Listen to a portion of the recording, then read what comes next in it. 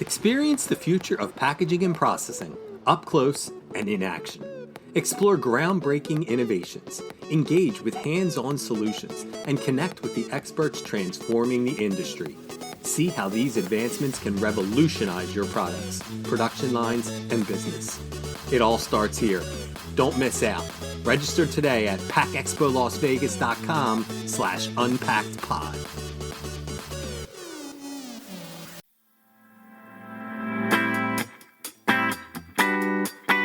You're listening to Unpacked with PMMI, where we share the latest packaging and processing industry insights, research, and innovations to help you advance your business. Hi, I'm Sean Riley, and welcome to another edition of Unpacked with PMMI. I'll be the first to admit that I tend to forget that millennials are not as young as I once thought. Some are already in their 40s with established careers in management and taking on leadership roles. But what isn't a secret is that millennials do things differently than baby boomers and Gen X, which means that organizational changes must happen as this huge next generation begins to take charge. Today on the podcast, we welcome Jason Dorsey, president of the Center for Generational Kinetics. He's going to help separate generational myths, as now is the time to implement the changes that are an inevitable aspect of the future workforce. And it starts by uncovering the hidden behavioral drivers of each of these age groups. So the fancy introductions out of the way, welcome to the podcast, Jason Dorsey. Welcome, Jason. Hey, thanks for having me. Glad to be here with you. And thanks for doing this podcast. It helps so many people, and I'm glad to get to be a part of it. So thank you for that. The pleasure is all ours. And I know that you literally just came off stage from giving a well-received presentation. And I know kind of what your mission is to, separate generational myths from truth to kind of solve the generational challenge for leaders. But for the people listening at home, I guess if we could just take it back a step, how do you redefine the term generations? Yeah, so I think it's helpful to understand sort of the bigger picture of what we do. So the research firm that I run is called the Center for Generational Kinetics, and our focus is on behavioral research. So what we're really interested in is leading studies and solving problems based on underlying behavior. So the way to think about it is most of the conversation, particularly in this industry, is around what we call tracking data, right? Sales up, sales down, throughput down, sustainability, recruiting, retention, all these things are tracking things that have gone up, down, or stayed the same. And that's really important. We need to know what's going on. But what's missing from the conversation, particularly around generations, is why. And so the specific type of research that we lead is to understand why are people doing or not doing things. Because if we can figure out why and add it to the what of what the leaders already know, then you can change the future. So it's not just we're having turnover. It's why is that turnover happening? And then if we know that, then we can choose to say, hey, do we want to do something differently because of that? So when we think about redefining generations through our work at CGK, we think about generations as clues and not a box. And that's really important. Sometimes you hear, a generational speaker and people cringe, right? Oh, another one. I've heard 7,800 of them.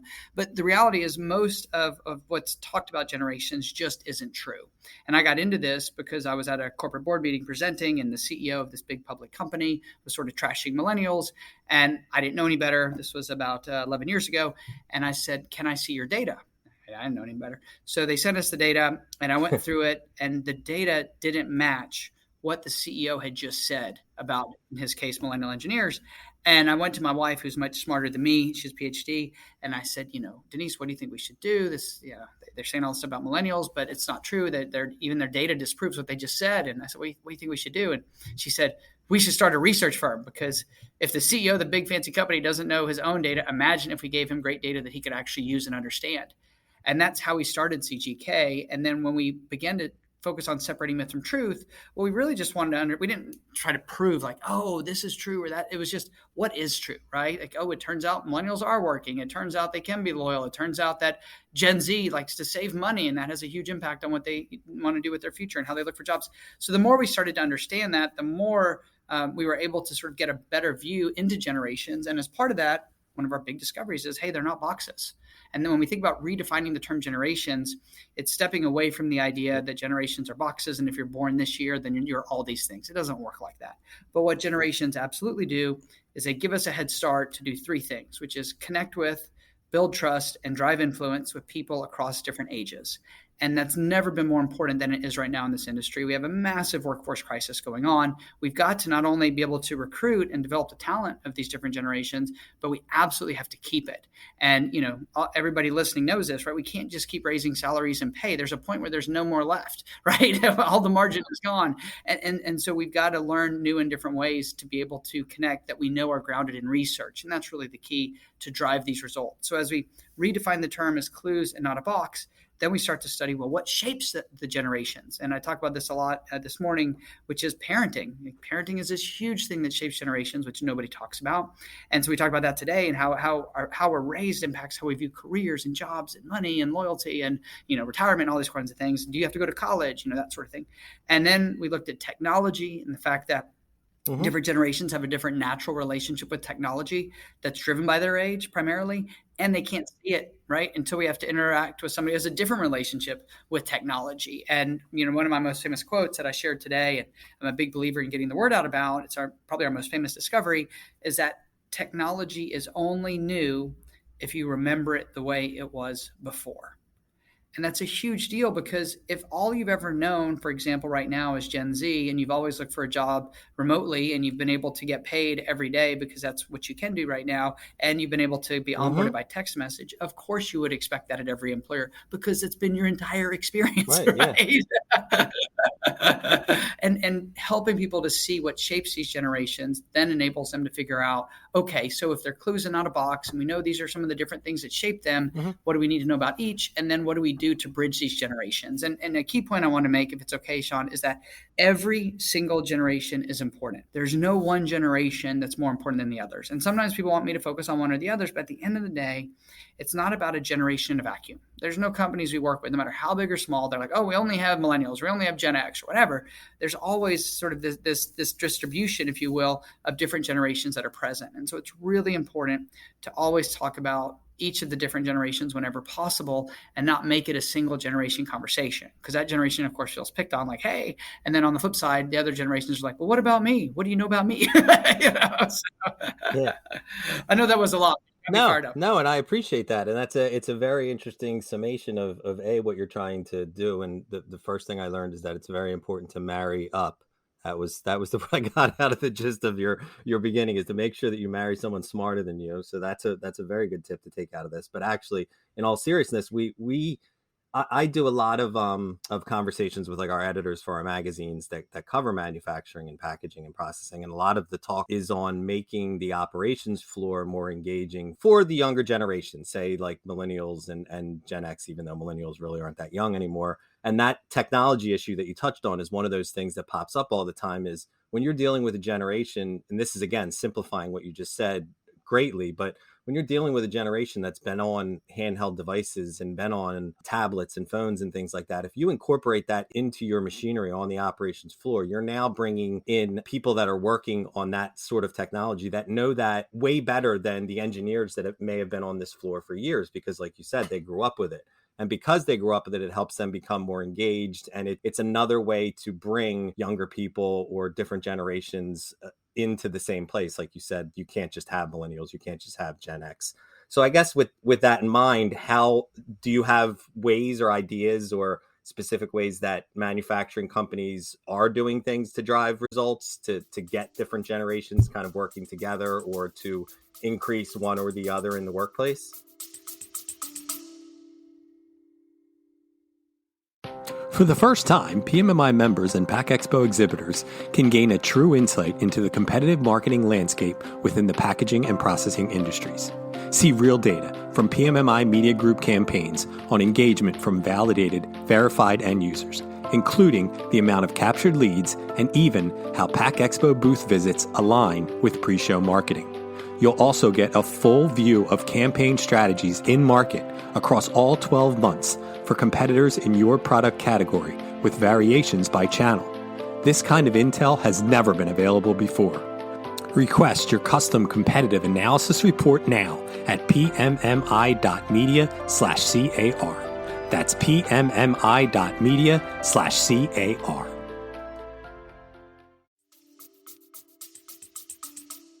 Yeah, absolutely. I mean, this is what we do every day. I speak for manufacturing companies all the time. And, I think it's important to start with the recognition that we have to be careful not to get caught up in the headlines. And what I mean by that is, Mm-hmm. this whole work from home or work remote didn't apply in many manufacturing businesses. All my manufacturing clients kept working. I mean, this industry is essential. And so I think first we sort of have to, cut through that noise out there and think, oh, everybody only wants to work from home in their pajamas, which is just not true. And the media may run with that, but that's not what we're seeing. People want a job that gives them purpose and meaning, that also, they can be paid what they think is fair or well, and they can have an impact. So when we look at what to do in manufacturing today, and for anybody listening, definitely get your pen ready, or whatever if you take notes on your notepad, grab it. I mean, for me, I always just take them on my phone, but whatever works for you. And the key thing is this. First thing to understand is that we have to rethink recruiting in manufacturing, right? And what I mean by that is, many adults today, particularly millennials and Gen Z. Gen Z is already up to age 26. Millennials are well into their 40s. What we see is that they're not looking for jobs except through their mobile device. So the actual experience of looking for and applying for a job is done through a mobile device. Well, that changes everything when it comes to recruiting, because now I've got to be able to find what I need on your website, be able to apply easily by phone, save as I go, and so forth. So as you think about recruiting, the first thing we need to do is we need to make sure that people can apply for a job through a mobile device when it comes to your company. Right. And I will tell you, every CEO says, of course they can do that. And then I have them take out their phone and try it, and none of them can, because they're often pretty far from this. So the first is that. The second is, in the job descriptions themselves, if we want more applicants, you got to make the first two sentences really good. Why? Because our research shows, again, we work in this space all the time, the first two sentences often determine if somebody will read the rest of the job description. Well, that's massive, because the first two sentences are often terrible, right? Nobody, it's like a lawyer wrote them or whatever. And what we got to do is really sell the sizzle up front. Mm-hmm. And we know things like salary and benefits and all that is super important, but often it's buried at the bottom. What happens? People don't apply. And I say this all the time in manufacturing conferences and manufacturing companies. We cannot hire people who don't apply. Full stop. So what do we need to do, right? We need to drive more applications. It's absolutely essential. So how do you do that? Make it so they can apply by their phone. You sell the sizzle at the top of the job description. And then what you do is you make it so that when they start the application, they can save as they go. Why is this a big deal? But one, if they know they can save as they go, more people will start it because they realize, hey, I don't lose all the work. The second is when they don't finish it, which is the vast majority of applications, by the way. You then reach out to them and you send them a text or an email that next week. And it says, hey, Sean, I saw you started a job application with us. We really think you could be a great fit. We'd love for you to finish the application. Click here to finish right where you left off. Mm-hmm. Well, there's a whole bunch of behavioral nudges in there. Things like, oh, look, I knew your name. I reached back out to you. I told you might be a great fit, and you don't have to redo any of the work you've already started. And you can just pick up why. Why is this a big deal? Because we've seen some of our companies that we work with, their percentage of applications has gone through the roof because all of a sudden you get a lot more people. Sure. It's like an abandoned shopping cart follows you around with advertisements. You went and looked at the shoes, and now they're following you everywhere online. Same concept here, but we're trying to get people to apply. And so that's like the first thing. We got to get more and better applicants, and you do that by making it a better and easier experience, mobile only. The second thing is when you get to onboarding, you've got to make it so, and what do I mean by that? Nowadays, with the Great Resignation, what we see is that just because somebody accepts a job doesn't mean they show up. Wow. Full stop. Happens all the time. Ghosting is a massive deal. They accept the job and they don't show up. So the way I like to think about it is accepting a job in this industry in particular is permission to continue selling you to show up to the first day. Your whole goal between acceptance and the first day is to get them to show up. Nothing else matters. And so one of the companies that we work with is called Nborder, super neat. They're in my new book. It's called Zeconomy, How Gen Z Will Change the Future of Business. And what we found with Nborder is the entire, they're the ones who taught us this, the entire onboarding process for when they roll this out, that's what their solution does, is by text message. So if I were going to go show up and work for you, Sean, I would get a text and it would say, hey, Jason, super excited for you to start in 2 weeks. Let me ask you some questions so we can get you onboarded. And I fill them all out by text message right there, wherever I am. And it does everything, like all the stuff you need, background check, taxes, safety, like all the things you got to get done. And then I love this. This is what we put in the book, that you they'll ask you things like, okay, Jason, what's your favorite sports team? Texas Longhorns. I live in Austin. Jason, what's your favorite snack to eat at 3:00 when your energy's low? I happen to like raw almonds.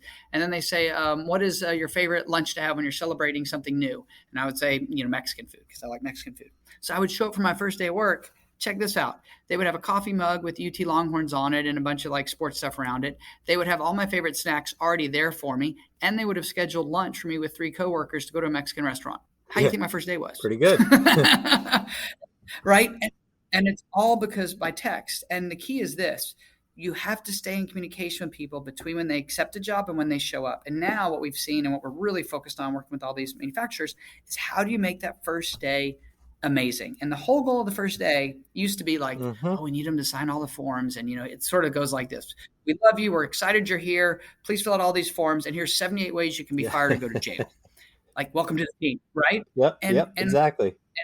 And now what we need the first day to be is so great that you go, yes, I want to come back for the second day. Like that's the only goal of the first day now. So you take all those forms, you got to do them differently and think about it differently. And so we see text message onboarding, making the first day great. And then as you go further, what do we see in terms of retention? Frequency of communication is critical. And in manufacturing companies, there's not as much frequency of communication as you would think. Older generations were taught if your boss is talking to you, you're doing something wrong. Younger generations were taught based on our research, if you're not talking to them, you're doing something wrong. So what that means is they expect a lot more frequency of communication from their bosses, supervisors, and so forth. That doesn't mean they want to sit down and have a cup of coffee with you. This is manufacturing, packaging, and processing. What it means is they need to know that you know they exist. It could be a text message. It could be a group message. It could be walking by and, saying, hey, Sean, great to see you. Like, that's it. It's not a long conversation. But what happened is we're not seeing the frequency of communication. And as a result, younger generations are leaving because they don't feel like they're being either valued or seen, or they think they're going to even get fired because nobody's talking to them. When really older generations are like, you're doing such a great job. I don't want to talk to you. Which is really funny. And then going further from that, what do we see drives the retention, particularly as we look at emerging generations? And that is having some sort of a talent development program. I talked about this a lot during my keynote today. And the idea there is that what we see with millennials and Gen Z is they need to feel like they're on a path and moving forward, because a lot of manufacturing companies, let's be honest, particularly in packaging, there's not a lot of room for promotions. There's just not. And so if I can't get a fancier title and I'm not going to be able to get a raise, then the question is, what can you give them that will get them to stay and stay engaged along the way? And that's where we see creating a talent development program. And this is a very specific wording because we study wording.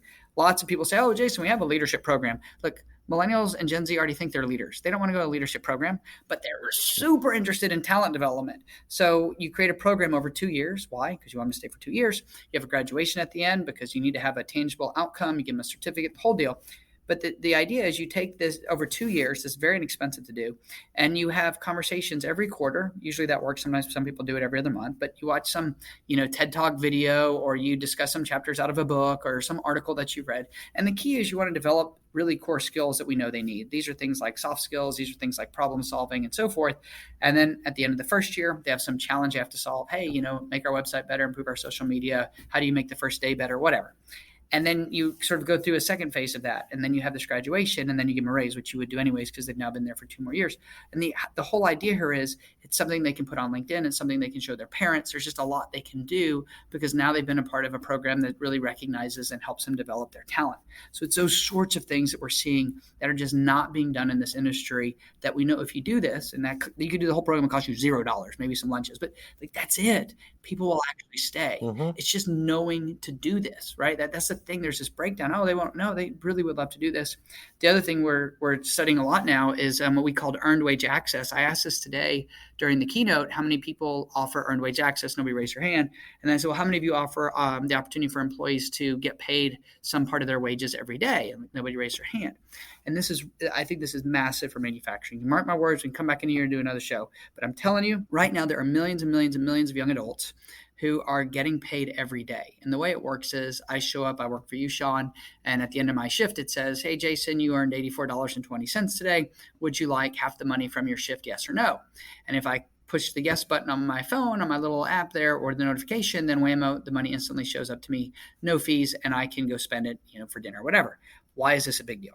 Because we have millions of young adults who have only known the option of being able to get paid every day. That's all they've ever known. So of course they expect it when they show up to work in manufacturing. Why would you not offer that, right? They can get it at McDonald's, they can get it at Subway, and they can get it at all these other places. Of course they should get it. Well, what happened? All of a sudden, entry-level jobs started offering same-day pay. Uber offers same-day pay. All of these companies do. Then it moved into now we see with hospitals. Nurses have to do it in order to keep nurses. Engineers need to do it.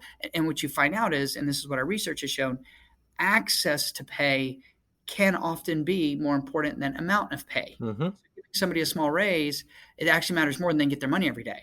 Or as we hear from the Gen Zers, which is hilarious, I put this in the Z Economy book, is they'll be like, why do the companies keep our money for 2 weeks? What did they do with it? Right. And so the company we work with there is called Instant Financial. They're also in the Z Economy book, and they were the ones that taught us about this. And we have a new study coming out with them next month. But the idea is that if we don't offer this, certain people won't even consider working for you. And sometimes, just to be candid, some people are like, well, if you give them access to their pay every day, they're just going to blow their money. That's totally not true. And also, by the way, very rich thing to say. Yes, exactly. Right? And what we find, no, they use it for things like transportation, housing, and food, because if they need their money now, it's because they have a bill and they want to avoid payday lending. So those are just a few simple examples to bridge the generations. And the last one I would offer is I would encourage everybody to create what we call a generational snapshot. And what does that mean? That means you take your employment base, and this is really important when we think about manufacturing and processing and packaging and so forth. You take all of the employees and you create this generational snapshot. It's like a pie chart, if you will, that shows your entire workforce by generation. If you need the birth years, you can just grab them off my site. You can go to my personal site, which is jasondorsey.com, or you can go to our site with all the free research, which is genhq.com, and get all the birth years and the stats about them and all the insights. But when you think about this generational snapshot, here's the key thing. You want to create one that's like current state, okay? Here's where we are today. But then you want to create one of what it looks like in 2 or 3 years, and I promise you people will be shocked. First of all, everybody guesses wrong when they think about what percentage of generations they have in their workforce. They're always shocked. And then secondly, when they look ahead, it becomes urgent that you start to adopt these types of strategies. And then what I find personally most fascinating, because I speak to a lot of corporate boards and a lot of these trade associations and industries, and when you look around the room, and the rooms are they're just older, right? You have a lot of baby boomers in there. If you look at the role of leadership, and we do all this work with boomers, they're deciding, are they going to stay for a few more years or not? Their roles are changing, different life stage. Gen X is clearly moving up. And so this is happening at every level in these businesses. And if we're not having this conversation, we're not having the right conversation, because no matter what we look at, recruiting, retention, engagement, sales, marketing, innovation, technology, you name it, every one of those is impacted by generations. It's one of the few things that cuts across all of them. And so the more we understand this, the better we can unlock the potential of each. And where you end up with, and what my talk was about today here at PMMI, was that every single generation is important. Every single generation is valuable, and no one generation is more important than the other generations. And the better we understand each one, the better we can unlock the potential of each one. And that's really my mission, and that's what we do at CGK. And I'm so grateful to get to share that with you. So thank you, Sean, for having me on the show. It's really an honor. No, and I appreciate that. And I know we've taken a bunch of time from you. And the one question that is sitting in my head the entire time that you're speaking is, I've been around this and in this industry and covered this industry as a journalist for 20 plus years. And I need to hear from you how this is received by the CE. Like you kind of touched on it, but didn't, like, all this stuff you said is great. And I love it. And I understand what you're saying, but how is that received? Like, you just stood up on stage, and I know the majority of that room is as you just described, is older and baby boomers. How is it being received? Because it is kind of if you don't do this, your business is going to suffer and or die. Like, how are you seeing that? When you have these talks and you talk to people, is it being received? Is it being applied? Like, can you give any talk to that? Oh yeah, totally. Well, first of all, it's very funny, right? My presentations are funny because that's how you have to be when you're talking about some of these uncomfortable topics. To me, it's you present all this through the lens of different stories and then stats to help people sort of understand. In our case, it's our research that we lead, and people love it because at the end of the day, we're all living this. We're living this with our family, with our neighbors, and our communities. Like, we're all living this right now. And that's a big part of sort of what's going on. So people relate to it through the family side often, and then they move into the workforce side. And to me, it's never about ultimatums. Like, if you don't do this, this is going to happen. Because look, we all got a lot of runway ahead, some more than others. But what I like to see this is as an opportunity to really celebrate what people bring to work. And it's really an opportunity to honor the different experiences that we have and honor the different value that we have. And pretty much everything that I talk about in terms of strategies that we know work through research is all free or extremely inexpensive to do. It costs you nothing to change the first two sentences of your job description. Zero. And what we find is that people are much more receptive to it when it's not about catering or coddling, because I'm fiercely against those things. If you cater or coddle to a generation, you bring out all their worst qualities. It's just, it's like all of a sudden you let them show up late because they're younger. Well, then what happens? Then everybody starts showing up late. Or they say, oh, it's not fair. Like all of these things are playing out. You don't want to do that. That's not the right approach. Our approach is, every generation is valuable. The better you understand each one through the lens of your own, the better you can unlock their talent. And if we look at generations as clues and not a box, then they allow us to build connection, trust, and influence, which we know is what unlocks the potential across each of these generations. It's like today, people seem to love it. I mean, that was my take on it. I don't know. I got hugs and high fives, and others want to come in and want me to come speak in their companies, which I'm thrilled and excited to do. So it seemed to go over really well. And then a few came up and said, oh, you totally helped me with my son. So you get that too. But yeah, no, I think people are really excited to hear a very different take on generations that they can actually use. And it's not just here are the generations, but most importantly, here's what you can do. And that's really where I think people are. Tell me what I can do now that we know works, because I need solutions. That's like the missing part, because they're in the solution mode now because they're very clear about the problem. Interesting. Okay, that's good to hear, and I'm glad to hear that is received that way, because I have the fear that, again, it is an older industry, and that tends to be this is the way it's always been, and I don't need to change it. So I'm glad that there is now interest in looking to have the conversation of how we can make this work and what are the solutions versus, my way or the highway type deal.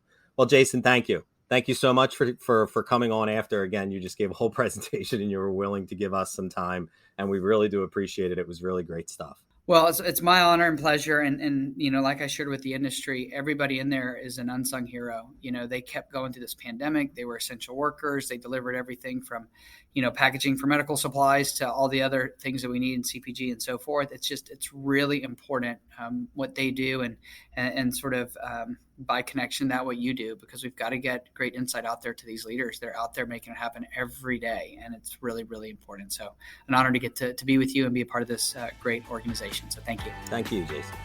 Please rate, review, and subscribe. To do that, go to the iTunes podcast or Spotify app on your phone and search for UnPACKed with PMMI.